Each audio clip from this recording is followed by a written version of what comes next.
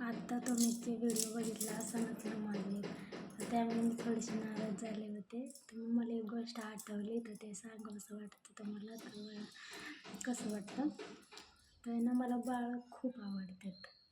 इतकं की मी कोणाचे बी बाळं घेऊन येते, त्यांना खेळवणं, त्यांच्यासंग खेळणं मला खूप आवडतं.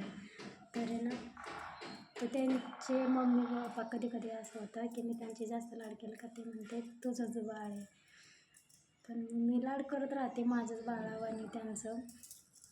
पण कधी कधी असं होतं ना, तर ते बाळ जेव्हा मला मम्मा म्हणतं ना, तर तेव्हा त्या बाळाच्या आईला खूप वाईट वाटतं. किंवा त्या बाळाला तिच्या मम्माने मारलं किंवा खवळलं काही केलं, तर मी त्यांना खवळत असते की असं का करता बाळासोबत. तर कधी कधी ते रागामध्ये त्यांचं म्हणत नसतं, पण कधी कधी बोलून जातात की तुझं पहिलं पैदा कर बाळ, मग आम्हाला बोल. मग नंतर येऊन ते माफी बी मागतात.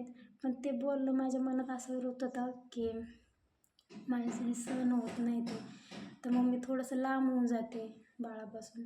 पण ते बाळ जेव्हा येऊन मला मम्मा म्हणतं, मैया म्हणतं, तर ते निरागस चेहरा बघून मला काय होतं काय माहीत, मी सगळं विसरून जाते.